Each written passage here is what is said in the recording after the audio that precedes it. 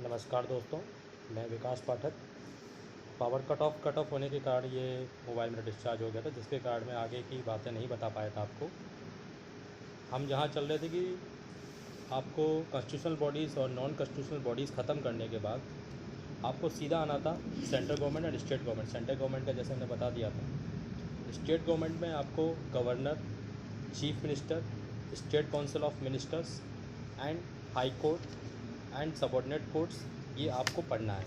बस इसके अलावा इसमें से कुछ नहीं टच करना है। Governor, chief minister, state council of ministers and high courts and subordinate courts, इतने आपको 5 चैप्टर कवर अप कर लेने हैं और आपका अच्छा खासा इसमें से स्टेट गवर्नमेंट से कवर हो जाए।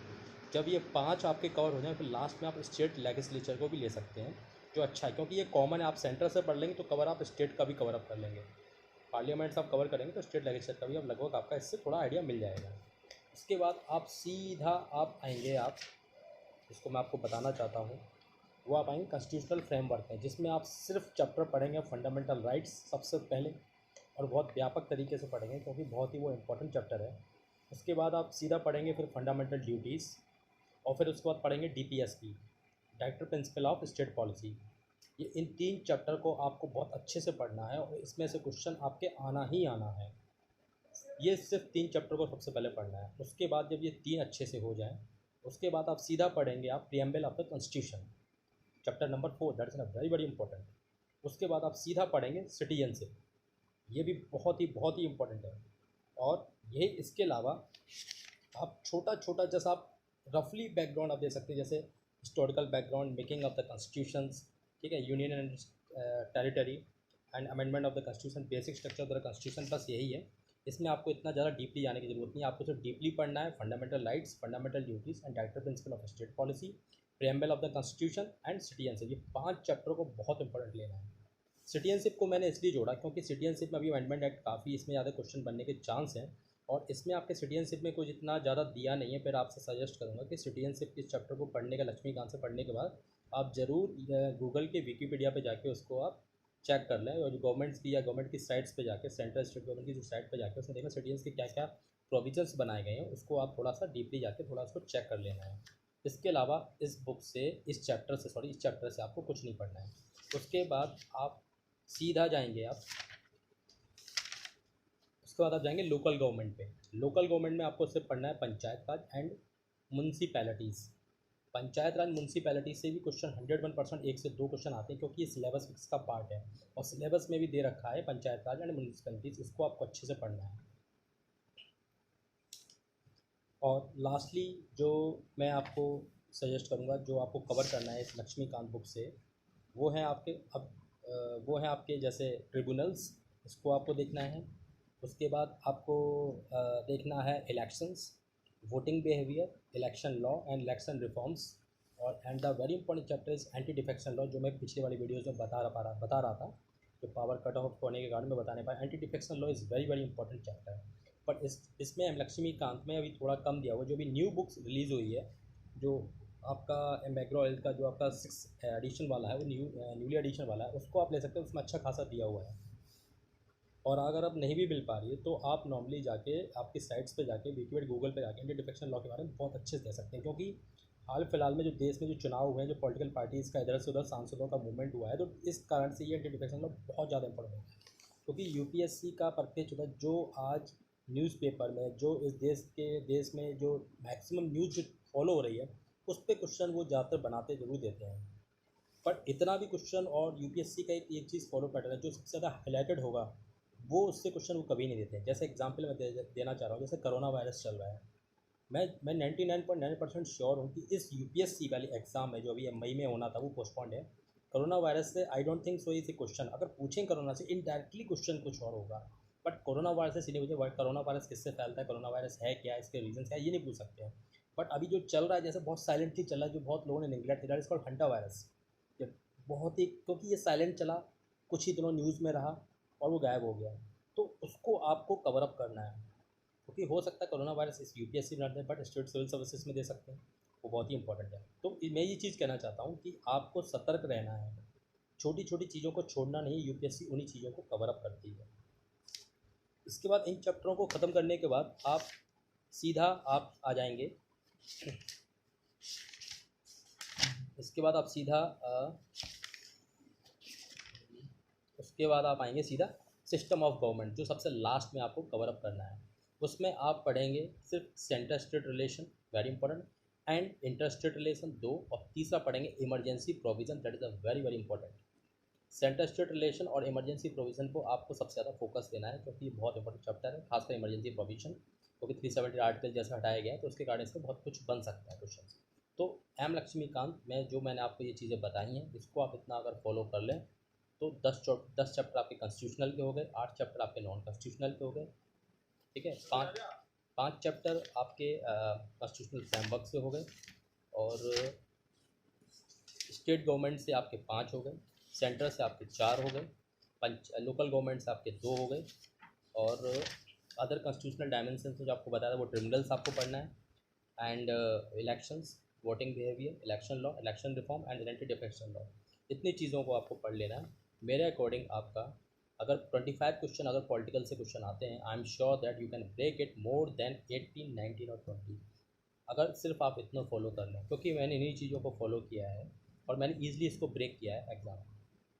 तो पहला चीज़ मैं ये कहना चाहता हूँ कि कोई भी एग्ज़ाम अगर यूपीएससी का प्रिपरेशन जो आदमी करता है, ऐसा नहीं कि उसको सारा पॉलिटी आता है, उसको सारा हिस्ट्री आता है, उसको सारा इकोनॉमी आता है, जोग्राफ़ी आता है, करंट अफेयर्स की पूरी तैयारी होती है, हिस्ट्री से लेके मॉडर्न एंड सब कुछ आता है, बुक लेकर हम लोग।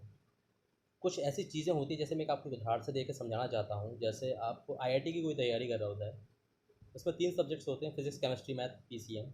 तो ज़रूरी नहीं किसी बंदे का केमिस्ट्री बहुत अच्छा हो, फिजिक्स बहुत अच्छा हो, मैथ्स बहुत अच्छा हो, क्योंकि स्कोरिंग आपका सबका मिला के होता है। ये यूपीएससी की सबसे अच्छी खासियत है कि आपको किसी में बहुत अच्छा कर सकते हैं तो आपका स्कोरिंग बढ़ सकता है। तो अगर मेरा मैथ्स स्ट्रॉन्ग है, तो अगर उसमें से 50 क्वेश्चन आ रहे हैं, if I cross it more then 35 question, और मैं फिजिक्स को मीडियम लेके चलता हूँ, केमिस्ट्री को मीडियम, तो मेरा ईजिली मेरा आईआईटी में सिलेक्शन हो जाएगा। In the same way UPSC में आपको यही ट्रिक्स फॉलो करनी है, जो आपके सब्जेक्ट स्ट्रॉन्ग्स हैं उन पे आपको, क्योंकि इसका कट ऑफ जो होता है 55 प्लस जाता है, 54, 55, अगर if you want to save it, safe zone में जाना चाहते हैं तो आप 60 तक करके आइए, आप ईजिली आपका प्रीलिम्स क्लियर होगा। अब 60 को कैसे तोड़ा जाए वो बड़ा इंपॉर्टेंट चीज़ है, क्योंकि जो मैं तरीका अपनाया था वो आपको बताऊँ। जैसे मेरा फेवरेट सब्जेक्ट है जोग्राफी, क्योंकि मैंने उसमें मास्टर्स किया हुआ है, तो उस जोग्राफी को आप कैसे करें, जोग्राफी के 25 क्वेश्चन आते हैं, तो मैं 20 क्वेश्चन अपनी गारंटेड लेता हूँ कि मैं उसको मुझे करके आना ही आना है, उसमें मैं इतना वर्कआउट करूँगा, और उसी का मेरा मैं ऑप्शनल सब्जेक्ट में रहूँगी। उसके बाद मेरा फेवरेट सब्जेक्ट आता है इन्वायरमेंट, क्योंकि वो रिलेटेड टू द जोग्राफी है। इन्वायरमेंट अगर 20 कुछ लोग इन्वायरमेंट का दिन पे दिन क्वेश्चंस बढ़ते जा रहे हैं, जैसा आपको पता होगा, तो इन्वायरमेंट में अगर 20 क्वेश्चन आ रहे हैं तो I am sure that I can break it more than 15 question. उसके बाद मेरा फेवरेट सब्जेक्ट होता है पॉलिटिकल साइंस, क्योंकि इसमें बहुत लिमिटेड मैंने पढ़ा है और बहुत अच्छे से पढ़ा है। अगर पॉलिटिकल साइंस में भी अगर क्वेश्चन आते हैं, मैं इसी तरह से उसको तोड़ूंगा। अगर 20 क्वेश्चन आते हैं, एवरेज लेके चल रहा हूँ, तो आई एम श्योर दैट 15 से क्वेश्चन में ऊपर क्रॉस करूँगा। और जैसा कि मैंने पहले वीडियो में बताया था कि ये प्रीलिम्स ज़्यादातर मेन बेसिस आपका करंट अफेयर्स बेस बहुत ज़्यादा रहता है। तो अगर करंट अफेयर्स 25 to 30 आते तो आई एम श्योर दैट मेरा टारगेट रहता है कि मैं 20 प्लस तोड़ूँ। मतलब जो भी मेरे सब्जेक्ट्स फेवरेट्स हैं उनमें कोशिश करता हूँ कि मोर देन 70% मैं उनको क्वेश्चनों को हल करके आऊँ। ये तरीका है। अब जैसे मुझे इकोनॉमी है, मेरा वीकर सेक्शन है, इकोनॉमीज़ में जितना ज़्यादा फोकस नहीं कर, बट कुछ कुछ चीज़ें आपको गूगल से या एक अच्छी सी बुक से आप उसको रेफर्स कर सकते हैं, but I am not suggesting with Ramesh Singh, because it's wide book और बहुत कुछ ज़्यादा इसमें ज़रूरत भी नहीं, क्योंकि बहुत चीज़ें कुछ है वाइडिंग है और आपको इजीली समझ में भी नहीं आएगा, मैं ये कहना चाहता हूँ। तो बेसिकली आप जो पुराने पेपर्स हैं या उनको मैं 20 ईयर्स के पेपर्स में निकाला, मैंने उनको चीज़ों देखा क्या क्या वर्ड्स यूज हैं, जैसे repo rate, reverse repo rate, CRR, ऐसा लगा, ठीक है। बहुत सी ऐसी चीज़ें जो करंट अफेयर्स में जो इकोनॉमिक से जोड़ा रिलेटेड उसी से ज़्यादा क्वेश्चन होते हैं, और मेरा टारगेट रहता है कि 10 क्वेश्चन भी आ रहे हैं तो मैं 3-4 आराम से कर लूँ। तो इसके क्या बेसिस पे आप होता है कि आप ईजिली 55 क्रॉस कर लेते हैं। पहला चीज़ तो ये हो गया। दूसरी चीज़ मैं आपसे ये कहना चाहता हूँ कि कोई भी बंदा टॉपर भी क्यों ना हो, मैं आपसे जेन्युइनली कह रहा हूँ, जो मोर देन 100 रैंक से ऊपर भी आए उनको भी बात आपसे कहना चाहता हूँ, क्योंकि हमारे टाइम पे जब मैंने अपना एग्ज़ाम दिया था तो मेरे फ्रेंड्स ने 4 लोगों ने प्रीलिम्स क्लियर किया था। तो मैंने उनसे जनरली ये चीज़ पूछा था कि आप कितने क्वेश्चन को अटैम्प्ट कर पा रहे थे, जनरली एक रफली आइडिया। तो उन्होंने बोला था कि मैं 40 से क्वेश्चन एक आगे नहीं बढ़ पा रहा था, कि इसके आंसर ये है, जिसे बोलते हैं शॉर्ट शॉर्ट आंसर। तो फिर मैंने उनसे पूछा कि आपने फिर उसको कैसे कवर अप किया, कैसे आप 55 तक क्रॉस किए। फिर उसके लिए आपका आइडिया लगता है ट्रिक्स, कुछ ऐसी ट्रिक्स हैं और कुछ आपकी एक स्टडी लेवल होता है जो मैंने बताया है, उसके साथ साथ कुछ आप करंट अफेयर से, मतलब जो आज लेटेस्ट में चल रहा है, जो आपका एक साल में चल रहा है, उसको आप पर डे आप बनाते जाइए। तो उससे आप थोड़ा मैचिंग करेंगे तो आपके 4 ऑप्शन में से 1-2 क्वेश्चन आप 100% आप आउट ही मारोगे। और थोड़ा होता है सेंस ऑफ ह्यूमर आपका कितना अच्छा है, चीज़ों को आप कितना टॉलरेट कर सकते हैं, उसके बेसिस पे आप इजीली क्वेश्चन कर सकते हैं। हर कोई नहीं कर सकता है कि हर क्वेश्चन 4 में से 4 को किसी आउट कर दे या 3-2 कर दे, ऐसा नहीं हो सकता, क्योंकि उसके लिए आपको थोड़ा डेप्थ में थोड़ा पढ़ना पड़ेगा। इसलिए ये यूपीएससी, ये कोई क्लास सी, ये class D, class B exam नहीं है।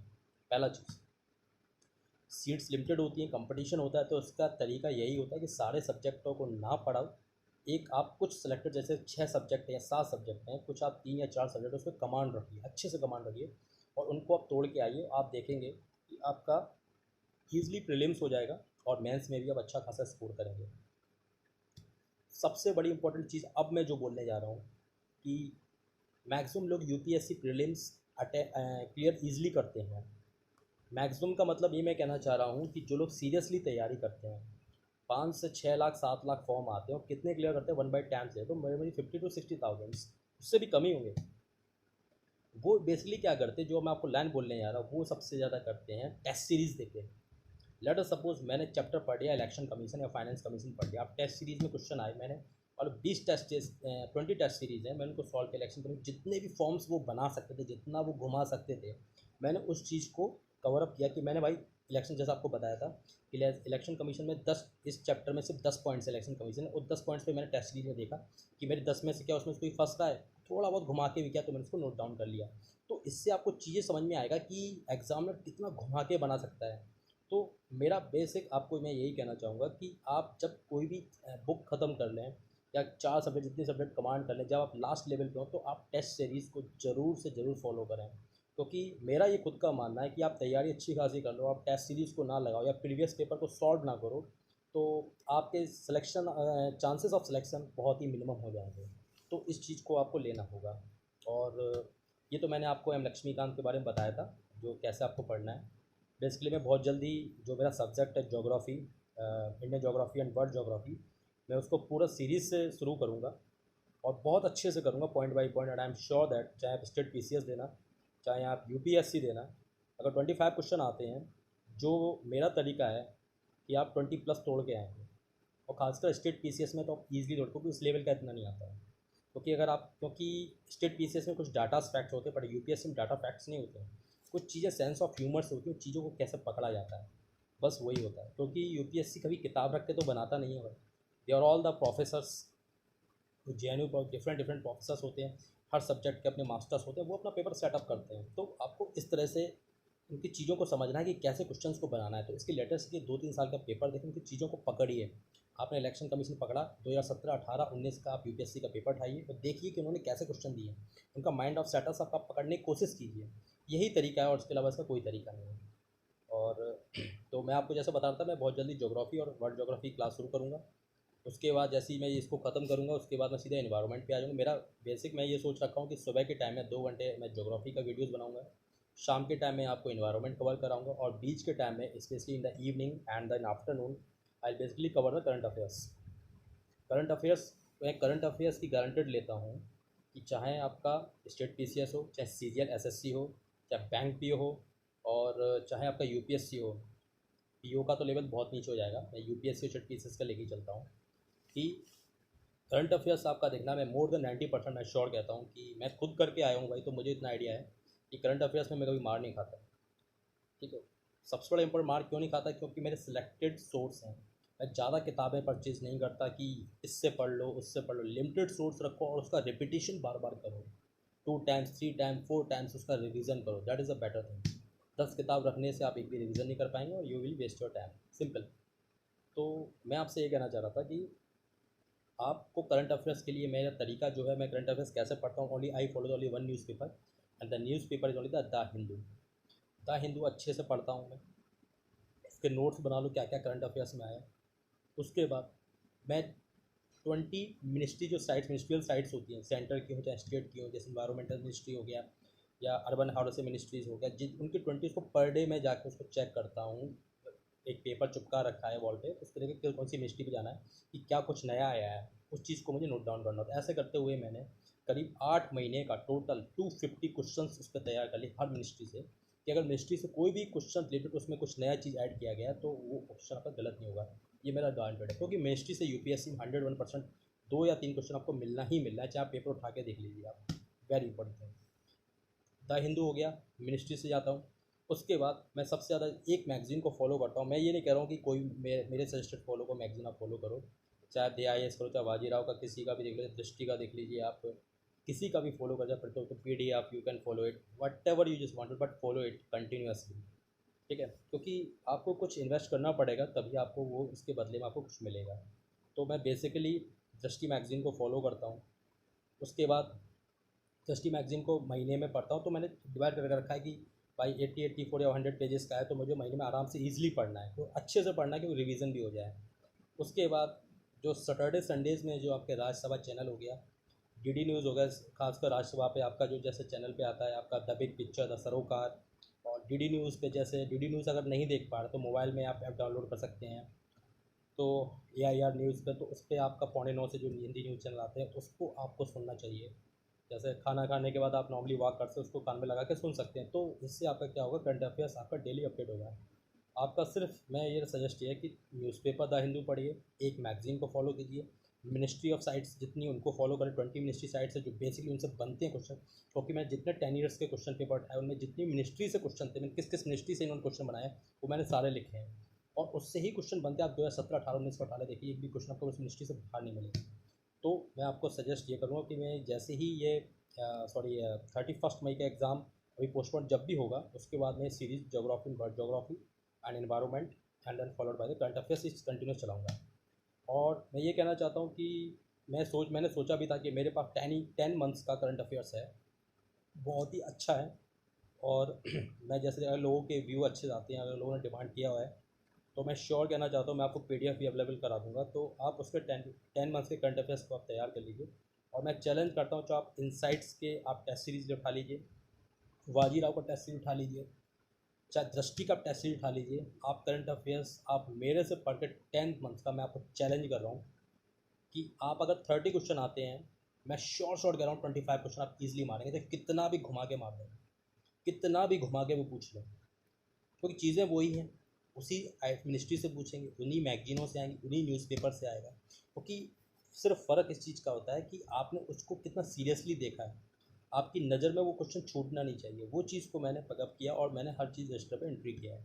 तो जो भी हमारे व्यूअर्स हैं या जो भी बंदे हैं जो तैयारी कर रहे हैं, मैं उनसे पहला एक चीज़ कहना चाहता हूँ, जो सीरियस बंदे हैं, those are preparing the IAS very very seriously और state PCS, they only join my this channel.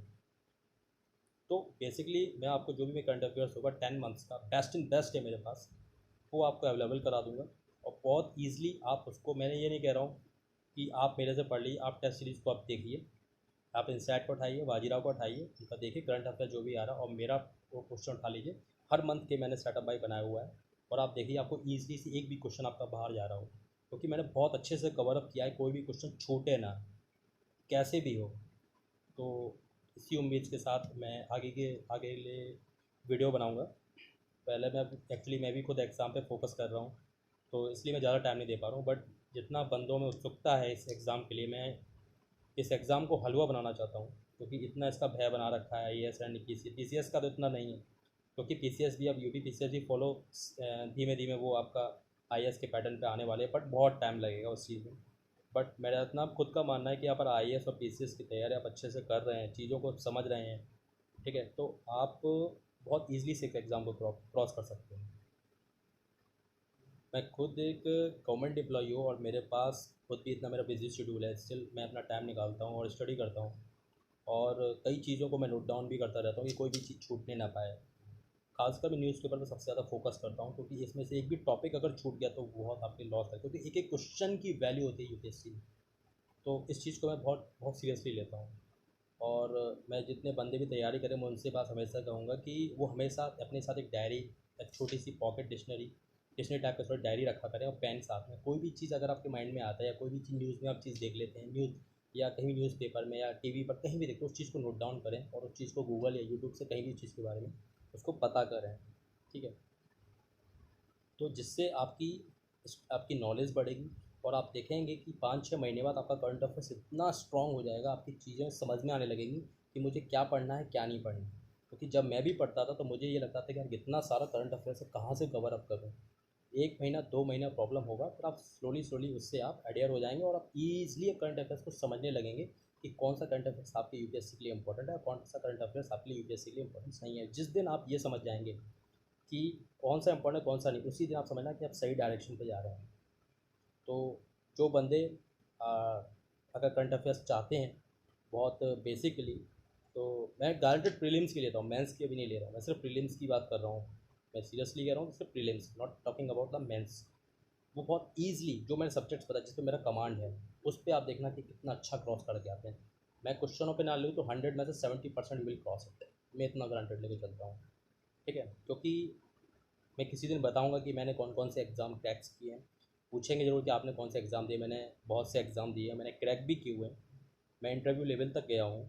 But और मैं खुद अभी राइट नाउ गवर्नमेंट एम्प्लॉई हूँ। वो चीज़ मैं आपको बाद में बताऊंगा कैसे क्या, बट मैं चीज़ें यूपीएससी का मैंने मज़ा लिया, टेस्ट चखा है उसका, and I know it how to crack it, चाहे स्टेट पीसीएस का हो चाहे यूपीएससी का हो। तो इसी के साथ मैं अपनी वीडियो को समाप्त करता हूँ क्योंकि ज़्यादा लंबा नहीं करना चाहता हूँ। I do not want to waste my time. So दो बंदे जो चाहते हैं करंट अफेयर्स की सीरीज़, प्लीज़ कमेंट बॉक्स में जाके अगर रिक्वायरमेंट करें अपना मोबाइल नंबर जरूर लिख दें, so that I can contact you and can provide you as an PDF। Thank you.